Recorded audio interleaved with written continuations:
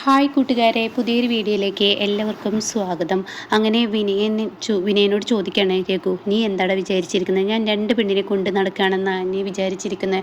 അത് കേട്ടോടെ തന്നെ വിനയം പറയണേ, രഘുട്ട എൻ്റെ മുന്നിൽ ഇപ്പോഴും രഘുട്ട മുട്ടുകുത്താൻ തയ്യാറല്ലല്ലേ? എന്നാൽ വിനയം എല്ലാം കണ്ടിരിക്കുന്നു കേട്ടിരിക്കുന്നു എന്നുള്ള സത്യത്തിൽ വർത്താനം പറയുമ്പോൾ ഉടൻ തന്നെ രഘു പറയണേ, എടാ നീ ആരോടാടാ കളിക്കുന്നത്? ഈ വിനയൻ എന്നോട് കളിക്കാൻ നിന്നാൽ ഒരിക്കലും നിനക്ക് ഏറ്റുമുട്ടാൻ കഴിയില്ല. കാരണം എന്താണെന്നറിയോ? നീ പണ്ട് നിൻ്റെ ഒരു കുഞ്ഞിനെ 10 ലക്ഷത്തിന് വിറ്റ കഥ മറന്ന നാടോടി പെണ്ണിനെയും കൊണ്ട് കുഞ്ഞിനെ എടുത്തുകൊണ്ട് 10 ലക്ഷത്തിന് നീ വിറ്റ കഥ, ആ കഥ ഇപ്പോഴും എനിക്ക് അങ്ങ് എല്ലാവർക്കും മുന്നിൽ തെളിയിക്കാൻ ഈ പറയുന്ന അനന്തമാഷിൻ്റെയും അതുപോലെ തന്നെ ചിരുവിൻ്റെയും എല്ലാവരുടെയും മുന്നിൽ തെളിയിച്ചു കഴിഞ്ഞാൽ നിൻ്റെ ജീവിതം എന്താണെന്ന് അറിയില്ലേ? അപ്പോൾ അതുകൊണ്ട് ഈ രഘുവിൻ്റെ മുന്നിൽ നീ മുട്ടുകുത്താൻ വരണ്ട. അപ്പോഴും രഘുവേട്ട എൻ്റെ മുന്നിൽ മുട്ടുകുത്തില്ല എന്നല്ലേ പറയുന്നത്? രഘുവേട്ട എന്തിനാ എന്നെ വെറുതെ വീറുഭാഷയും പിടിപ്പിക്കുന്നത്? അത് കേട്ടോടെ തന്നെ, എടാ വിനയ, നീ അറിഞ്ഞിരിക്കേണ്ട ഈ രഘു ആരാണെന്നുള്ളതാണ്. അതുകൊണ്ട് നിന്നെ പോലെ ചീപ്പ് പരിപാടിക്ക് ഈ വിനയനെ പോലെ ഒരിക്കലും രഘു നിൽക്കില്ല എന്ന് പറഞ്ഞിട്ട് ഒരൊറ്റ തട്ടങ്ങ് തട്ടി പോടെ അവിടുന്ന് എന്നും പറഞ്ഞ് രഘു അവിടെ നിന്ന് പോവാണ് കേട്ടോ. പിന്നീട് കാണിക്കുന്നത് സുശീലയുടെ കുടുംബത്തെയാണ്. അവരെല്ലാവരും ഇരുന്ന് കഞ്ഞി കുടിക്കുകയാണ്. സുശീല, അതുപോലെ പ്രതിഭ, സത്യൻ, സോന. അപ്പോൾ ഷാമു വന്നിട്ടില്ല. അപ്പോൾ സത്യൻ ചോദിക്കുകയാണ്, എന്താ ഷാമു വരാത്തത്? ഷാമേട്ട കുറച്ച് കഴിഞ്ഞിട്ട് കുടിച്ചോളാം എന്നാണ് പറഞ്ഞത്. അങ്ങനെ ഉടൻ തന്നെ സത്യനെ കഴിച്ചുവിട്. പ്രതിഭ, എന്തിനാ നീ ഇപ്പം തന്നെ റൂമിൽ നിന്ന് വെളിയിൽ വന്നത്? അത് കേട്ട ഉടൻ തന്നെ പ്രതിഭ പറയാൻ, റൂമിലിരുന്ന് മടുത്തു. എടീ, നീ നിൻ്റെ ആരോഗ്യം നോക്കണ്ടേ എന്ന് സുശീല പറയണേ. 2 ദിവസമൊക്കെ നല്ല ശ്രദ്ധ വേണം, അത്രയും കഷ്ടമാണ് നിനക്ക് ഉണ്ടായിരിക്കുന്നത് എന്ന് പറഞ്ഞിട്ട് വാക്കുകൾ കൊണ്ട് വേദനിപ്പിക്കുക കേട്ടോ. അപ്പോൾ ഈ സമയം പ്രതിഭ ഒന്നും മിണ്ടുന്നില്ല. പ്രതിഭയ്ക്ക് കൈ തൊരിക്കുന്നുണ്ട്. 4 ഈ തള്ളയുടെ മുഖത്ത് നോക്കി കൊടുക്കണം എന്നുണ്ട്, പക്ഷെ കഴിയില്ലല്ലോ. അങ്ങനെ ഈ സമയം സോന, പ്രതിഭ നീ പറഞ്ഞത് കേട്ടില്ലേ എന്നൊക്കെ പറയുമ്പോൾ സത്യം പറയണേ, അതെ ഇവിടെ ഒന്ന് നീറ്റ് നടന്നു വെച്ചിട്ട് യാതൊരു കുഴപ്പമില്ല. ഡോക്ടർ പറഞ്ഞത് വെയിറ്റ് എടുക്കാതിരിക്കുക, കുനിയാതിരിക്കുക, അങ്ങനെയുള്ള സംഭവങ്ങൾ നോക്കിയാൽ മതി. 2 ദിവസം പുറത്തൊക്കെ നടന്നൊന്നും കുഴപ്പമില്ല. അപ്പോൾ സത്യത്തെ എവിടെ ഇരുന്ന് കഴിക്കുന്ന എന്നുള്ള ആ ലെവലിൽ ഞാൻ ഇങ്ങോട്ടേക്ക് വന്നു എന്നപ്പോഴേക്കും പ്രതിഭയും പറയാനേട്ടാ.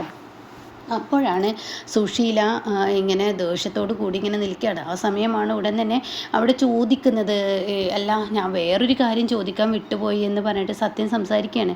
ക്ഷാമ കഞ്ഞി കുടിക്കാൻ വന്നില്ല എന്ന് പറഞ്ഞു. എന്നാൽ നീ ഇന്ദ്രേട്ടനെ വിളിച്ചോ? ഇല്ല, വിളിച്ചില്ല. അനുചേച്ചിയെ, അവരെ ഞാൻ വിളിച്ചില്ല എന്ന് പറയട്ടോ ദേഷ്യത്തോടു കൂടി. സോനെ, നീ അവരെ വിളിക്കേണ്ട ഉത്തരവാദിത്തമില്ലേ? എല്ലാവരും ഒരുമിച്ചിരുന്ന് ഭക്ഷണം കഴിക്കുന്നതല്ലേ, അപ്പം എന്താ നീ അവരെ വിളിക്കാത്തത്? അത് കേട്ടോടെ തന്നെ അതിൻ്റെ ആവശ്യമുണ്ടെന്ന് എനിക്ക് തോന്നിയില്ല, അവർക്ക് വേണമെങ്കിൽ അവർ വന്നോട്ടെ എന്ന് പറയട്ടോ. അത് കേട്ടോടെ തന്നെ ഈ സത്യം പറയണേ, അങ്ങനെ പറഞ്ഞാൽ പറ്റത്തില്ലല്ലോ, ഞാൻ എന്തായാലും പോയോക്കട്ടെ, അങ്ങനെ പറഞ്ഞാൽ പറ്റില്ല, ഞാൻ പോട്ടെ എന്ന് പറഞ്ഞിട്ട് ഉടൻ തന്നെ അങ്ങോട്ടേക്ക് പോകാൻ ഒരുങ്ങാണ് കേട്ടോ. അങ്ങനെ സത്യം പോകാനൊരുങ്ങുമ്പോഴേക്കും സുശീല പറയുന്നത്, ഇരിക്കട്ടെ അവിടെ, നീ ആരെ വിളിക്കാനാണ് പോകുന്നത്? ആരെയും വിളിക്കാൻ പോകണ്ട. അപ്പോഴേക്കും സുശീല പറയുന്നുണ്ട്, എൻ്റെ ഏട്ടനെ നിനക്ക് വിളിക്കാം, എന്തായാലും ഇപ്പോൾ ആരെ വിളിക്കാനും പോകണ്ട. അവളെ രക്ഷിക്കാനുള്ള ആ ഒരു മാർഗത്തിൽ ഓടിക്കൊണ്ടിരിക്കുകയാണ്. അവളെ രക്ഷിക്കണമല്ലോ, അതിന് വേണ്ടിയിട്ടാണ് അവൻ അവളുടെ പിറകെ ഏത് സമയം ഇങ്ങനെ നടക്കുന്നത്. എന്നാൽ ഇത് അങ്ങനെ അങ്ങ് രക്ഷപ്പെട്ടു പോകാൻ പറ്റത്തില്ല എന്നൊക്കെ സുശീല പറയണം കേട്ടോ. ഇത് കേൾക്കുന്നതിനോടുകൂടി ഉടൻ തന്നെ, അമ്മ എങ്ങനെയൊന്നും പറയരുത്, ഒരിക്കലും അങ്ങനെയൊന്നും പറയാൻ പാടില്ല, കാരണം ഇന്ദ്രേട്ടനെയും അനുചേച്ചിയെയും എന്തായാലും ഭക്ഷണം കഴിക്കാൻ വിളിക്കണമായിരുന്നു. ഇവിടുത്തെ നമ്മുടെ എല്ലാവരുടെയും ഭക്ഷണം കഴിക്കുമ്പോൾ നമ്മളെല്ലാവരും ഒരുമിച്ചിരുന്നല്ലേ ഭക്ഷണം കഴിക്കാറ്, പിന്നെ ഇപ്പം എന്താ ഒരു പ്രത്യേകത എന്നൊക്കെ പറയുന്നുണ്ട് കേട്ടോ. ആ സമയം പ്രത്യേകത എന്താണെന്ന് ഞാൻ പറഞ്ഞു തരണമെന്ന് പറഞ്ഞിട്ട് സുശീല സംസാരിക്കുകയാണ്. അപ്പോഴേക്കും അങ്ങോട്ടേക്ക് അനുപമയെ കുറ്റപ്പെടുത്തി സുശീല സംസാരിക്കുമ്പോൾ ഉടൻ തന്നെ ഇന്ദ്രൻ കടന്നു വരികയാണ്. മതി, നിർത്തിയേക്ക്. അതെ, അനുപമയെ എല്ലാവരും ഏത് സമയത്തും കുറ്റപ്പെടുത്തണ്ട. അതെ, ചില വാക്കുകൾ കൊണ്ട് മുറിവേൽപ്പിക്കുന്ന ഈ സ്വഭാവമുണ്ടല്ലോ, അത് ആർക്കും എടുത്തിട്ട മനസ്സിൽ നിന്ന് പോവില്ല. ഞാനൊരു കാര്യം പറഞ്ഞേക്കാം, ഈ പ്രതിഭക്ക് കുഞ്ഞുണ്ടായ അന്ന് മുതൽ ഈ ഇരിക്കുന്ന എൻ്റെ അമ്മ എന്ന് പറയുന്ന വ്യക്തിയുണ്ടല്ലോ, അവർ ചാപിള്ളയാണ്, അത് ദോഷമാണ്, കുടുംബത്തിന് പ്രശ്നമാണ്, അങ്ങനെയുള്ള കുഞ്ഞിനെ പ്രസവിക്കാൻ പാടില്ല എന്നൊക്കെ പറഞ്ഞ് എന്തൊക്കെ കാട്ടിക്കൂട്ടിലാണ് കാട്ടിക്കൂട്ടി. അന്ന് ഈ പറയുന്ന അനുപമയാണ് ഇവളുടെ കുഞ്ഞിനെ രക്ഷിക്കേണ്ടത്. അതെല്ലാവരും ഒന്ന് ഓർക്കുന്നത് നല്ലതാണ്. അപ്പോൾ ഉടൻ തന്നെ പ്രതിഭ അതേ എന്നുള്ള ലെവലിൽ ഇരിക്കുകയാണ്. അപ്പോൾ സുശീല പറയാനും, ആടാ ഞാൻ അങ്ങനെ കാട്ടിയിട്ടുണ്ടടാ, ഞാൻ പറഞ്ഞതൊക്കെ സത്യമാടാ, ഈ വീട്ടിന് ദോഷം വരുന്ന ഒരു പ്രവൃത്തി ഞാൻ ചെയ്യില്ലടാ. ദോഷം വരുന്ന ഒരു പ്രവൃത്തിയായിരുന്നല്ലോ ഇവളുടെ വയറ്റിലുണ്ടായിരുന്നത്. അതിനുള്ള ആ ഒരു പരിഹാര കർമ്മങ്ങളൊക്കെ ചെയ്തതിന് ശേഷമല്ലേ ഞാൻ ഇവളെ ഈ വീട്ടിലോട്ട് കൊണ്ടുവന്നത്. അപ്പോൾ ഇന്ദ്രൻ ചോദിക്കുക, എന്ത് പരിഹാര കർമ്മങ്ങളാണ് നിങ്ങൾ ചെയ്തത്? ഈ വീട്ടിൽ എന്നാ പ്രശ്നം ഒഴിഞ്ഞിട്ടുള്ളത്? എന്നാ ഇവിടുത്തെ പരിഹാരക്രമം കൊണ്ട് ഈ വീട് നന്നായിട്ടുള്ളത്? നിങ്ങളൊന്ന് പറഞ്ഞു എന്ന് പറയണ്ട. അപ്പോഴേക്കും, എന്താടാ നീ നിൻ്റെ ഭാര്യയെ രക്ഷിക്കാൻ വേണ്ടി എന്നോട് കിടന്ന് പുലമ്പുന്നത്? നീ ഒരു കാര്യം ചിന്തിച്ചോ? ഞാൻ ഇവളോട് പറഞ്ഞു ഇവളുടെ വയറ്റിലുള്ളത് ആ കുഞ്ഞ് ദോഷമാണെന്ന്. എന്നാൽ ഇപ്പം ഞാൻ പറയുന്നു, നിന്നെ ബാധിച്ചിരിക്കുന്ന ദോഷം നിൻ്റെ ഭാര്യയാണ്, അവളെ കൊണ്ടേ ഒഴിവാക്കിയ നിനക്ക് നന്ദി എന്ന് പറയണം കേട്ടോ. ഈ സമയം സത്യം പറയാനോ ഒന്നും നിർത്തുന്നുണ്ടോ എന്ന് പറയണേ. അപ്പോഴേക്കും ഇന്ദ്രൻ ദേഷ്യത്തോടു കൂടി, സത്യ മിണ്ടാണ്ടിരിക്ക്, എന്തായാലും നിങ്ങൾ പറയുന്ന ഓരോ വാക്കുകളും നെഞ്ചിലാണ് തറക്കുന്നത്. എടി, നീയും കൂടി ഇതിന് കൂട്ടു നിൽക്കുമ്പോൾ ഈ വാക്കുകളൊന്നും തേച്ച് മാച്ചാൽ പോവില്ല. എന്നാൽ ഇതൊക്കെ അവസാനത്തെ വാക്കുകളാണെന്ന് നിങ്ങൾ ചിന്തിക്കണം. ആരാണ് തെറ്റ് ചെയ്തത് എന്നുള്ളതിനുള്ള ആ ഒരു ഇതാണ്, അതിലോട്ടാണ് നിങ്ങളിപ്പോൾ പോയിക്കൊണ്ടിരിക്കുന്നതെന്ന് പറയുമ്പോൾ സുശീല ഒന്ന് പതറിയിട്ടോ. അങ്ങനെ ഇന്ദ്രൻ പുറത്തോട്ട് ഇറങ്ങുകയാണ്. ഇന്ദ്രൻ ഇങ്ങനെ പുറത്തിറങ്ങുന്ന സമയത്താണ് കേട്ടോ പുറത്ത് ഇങ്ങനെ 2 പോലീസുകാർ വരുന്നത്. അപ്പോൾ ഈ സമയം സുശീല പറയണം അവനവൻ്റെ ഭാര്യയെ രക്ഷിക്കാനുള്ള ആ തത്രപ്പാടാണ് എന്നൊക്കെ ഇങ്ങനെ സുശീല പറയുന്നുണ്ട് കേട്ടോ. അപ്പോൾ ഗേറ്റിൻ്റെ ശബ്ദം കേട്ട് ഇവരെല്ലാവരും വെളിയിൽ വരികയാണ്. അപ്പോൾ പോലീസുകാരാണെങ്കിലും ഇന്ദ്രനോട് ചോദിക്കുകയാണ്, എസ് ഐ സാർ കുറേ തവണയായാലും നിൻ്റെ ഫോണിലോട്ട് വിളിക്കുന്നത്, നീ എന്താ ഫോൺ എടുക്കാത്ത ഇന്ദ്ര എന്ന് ചോദിക്കുകയാണ്. അത് കേട്ടോടെ തന്നെ ഇന്ദ്രൻ പറയുന്നത് ഞാൻ കേട്ടിട്ടില്ല, അതുകൊണ്ടായിരിക്കും, എൻ്റെ ഫോൺ സൈലൻ്റ് ആണ്, അതുകൊണ്ടാണ് കേട്ടോ എന്ന് പറയണം. എന്തായാലും ഇവിടുത്തെ പരിശോധന ടെസ്റ്റിൻ്റെ റിപ്പോർട്ട് വന്നിരിക്കുന്നു. അതെ, ഇവിടുന്ന് കിട്ടിയ കീടനാശിനിയും ഈ പറയുന്ന കഞ്ഞിയിലൊഴിച്ച കീടനാശിനിയും സെയിം തന്നെയാണെന്ന് പറയും കേട്ടോ. ഇത് കേൾക്കുന്ന സുശീൽ അയ്യോ ഇഷ്ര എന്താപ്പത് എന്നുള്ള ഭാവത്തിൽ അഭിനയം തുടങ്ങി കേട്ടോ. അങ്ങനെ പോലീസ് പറയുന്നത് നാളെ 10 മണിയാകുമ്പോഴത്തേനും സ്റ്റേഷനിലോട്ട് നിങ്ങൾ എത്തണം. ഓ എത്തിക്കോളാം. ഇനിയിപ്പോൾ ഇന്ദ്ര എത്താൻ വല്ല ബുദ്ധിമുട്ടുണ്ടോ? എത്താൻ ബുദ്ധിമുട്ടുണ്ടെങ്കിൽ പറഞ്ഞു എന്ന് പറയുമ്പോൾ ഇല്ല സാറേ ഞങ്ങൾ വന്നോളാം, നിങ്ങൾ പോയിക്കോളൂ എന്ന് പറഞ്ഞു വിടാണ് കേട്ടോ. ഇതേ സമയം സുശീല പറയാണ്, എടാ നീ ഇങ്ങനെ ടെൻഷൻ ആവേണ്ടടാ, നീ എന്തിനാണോ അങ്ങനെ പേടിക്കുന്നത്? തെറ്റ് ചെയ്തവരല്ലേ ശിക്ഷ അനുഭവിക്കേണ്ടത്, അതുകൊണ്ട് തെറ്റ് ചെയ്തവർ ശിക്ഷ അനുഭവിക്കട്ടെ. അത് കേട്ട ഇന്ദ്ര ആര് തെറ്റ് ചെയ്തു എന്നായി പറയുന്നത്. അപ്പോഴേക്കും സത്യം പറയണത് ഈ കേസ് വെറുതെ കേസാക്കി മുന്നോട്ട് പോകണ്ട.